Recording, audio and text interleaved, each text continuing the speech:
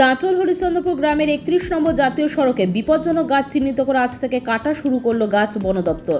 এলাকার বাসিন্দাদের দীর্ঘদিন ধরে অভিযোগ ছিল, চাঁচল হরিশ্চন্দ্রপুর গ্রামে ৩১ নম্বর জাতীয় সড়কের ধারে বিভিন্ন এলাকায় বেশ বড় বড় পুরনো মরা গাছ বিপজ্জনক অবস্থায় ছিল। স্থানীয় বাসিন্দারা দীর্ঘদিন ধরে এলাকার প্রশাসনকে অভিযোগ করে আসছিল, অবিলম্বে এই গাছগুলি কেটে না ফেললে গাছগুলি ঝোড়ো হওয়াতে বা প্রবল বৃষ্টিতে পড়ে গিয়ে রাস্তায় বড়সড় দুর্ঘটনা ঘটবে। তাছাড়া এই গাছগুলি বিদ্যুতের তারে পড়লে অনির্দিষ্টকালের জন্য বিদ্যুৎ পরিষেবা বন্ধ হয়ে যাবে। হরিশ্চন্দ্রপুর ১ নম্বর ব্লকের শাসক দলের ব্লক সহ সভাপতি রুহুল আমিন দীর্ঘদিন ধরে আন্দোলন চালিয়ে যাচ্ছিলেন। তিনি বারবার এই নিয়ে প্রশাসনকেও আবেদন জানিয়েছেন যাতে অবিলম্বে গাছগুলি কেটে নেওয়ার ব্যবস্থা করা হয়।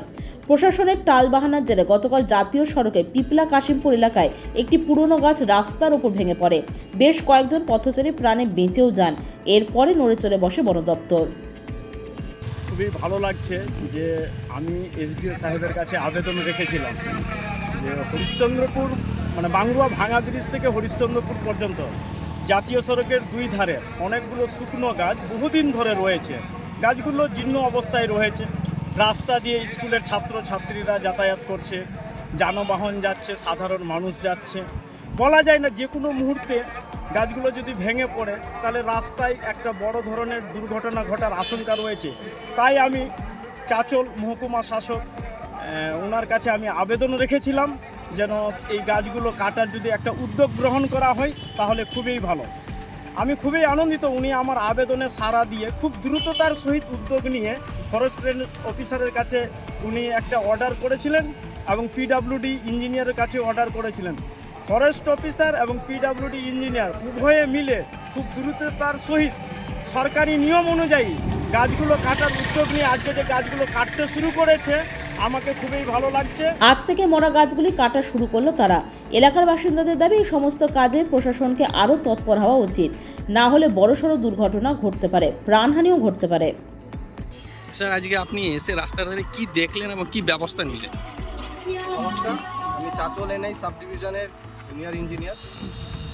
এসডিও সাহেবের কাছ থেকে আমাদের কাছে একটা আবেদন আসে লোকাল সমাজসেবকের কাছ থেকে, যে এসডিও সাহেবকে আবেদন করা হয়েছে যে হরিশ্চন্দ্রপুর ১ নম্বর ব্লকে আমাদের যে এনএইচের জায়গা আছে তার রাস্তার পাশে কিছু মরা গাছ আছে যেগুলো যে কোনো মুহূর্তে দুর্ঘটনা ঘটাতে পারে, যেগুলো যদি পড়ে যায়। বর্ষাকাল আসছে এবং দুর্ঘটনা হয়তো ঝুঁকিপূর্ণ অবস্থায় আছে গাছগুলো, সেগুলোকে আমাদেরকে কাটার জন্য আবেদন করা হয়েছে। এবং আমরা সেই মতো রেঞ্জার অফিসার সাহেবের সঙ্গেও দেখা করে যা নিয়ম আছে সরকারি নিয়ম সেভাবে আমরা সেগুলোকে কাটার জন্য ব্যবস্থা নেওয়া হয়েছে। আজ আমরা ৭ তারিখ রবিবার, আজকে আমরা সেটা কাটতে এসেছি। আজকে একটু ঝড় বৃষ্টি কম হওয়ার জন্য আমরা এটা কাটতে শুরু করেছি। এবং এই আবেদন আমাদের কাছে এসেছিল তৃণমূল হরিশ্চন্দ্রপুর ১ নম্বর ব্লকের সহসভাপতি রুহুল আমিন সাহেবের কাছ থেকে। তিনি এখানে সমাজসেবক এবং তিনি এই জায়গাটাকে আমাদের কাছে পার্সোনালি পৌঁছে দিয়েছে। তার জন্য আমরা খুবই খুশি যে হ্যাঁ, এখানে নর্মালি যে ঘটনাটা জনপ্রতিনিধির কাছ থেকে এসেছে তার জন্য আমরাও একটা যে মানুষকে আমরা সাহায্য করতে পারছি, যে একটা বিপজ্জনক জায়গা থেকে বাঁচাতে পারছি, আমরা খুশি। এবং আমরা কাজ আজকে চালু করে দিয়েছি এবং খুব দ্রুততার সঙ্গে আমরা গাছগুলোকে সরকারি প্রসেসে কেটে নিয়ে গিয়ে স্ট্যাক করবো। কতগুলো গাছ আজ দেখলেন রাস্তার ধারে? কতগুলো গাছ এমনি অবস্থায় পড়ে আছে? 12 থেকে 13টা গাছ আছে। 13টা গাছ আছে, আশা করছি 12টা গাছ আছে। 12টা গাছ আছে, 12টা গাছ যেগুলো মরা অবস্থায় আছে, একটাও গাছ জীবিত নেই। এবং রেঞ্জার অফিসারের সামনেই আমরা সেগুলোকে কাউন্টিং করে সেগুলোকে আমরা নির্ধারিত করেছি যে হ্যাঁ, এই গাছগুলোকে কাটা যায়। যত তাড়াতাড়ি সম্ভব আমরা ওইটাকে কাজটাকে সম্পন্ন করব যাতে আর কোনো যেন দুর্ঘটনা না ঘটে। Bureau news, Bangla Times.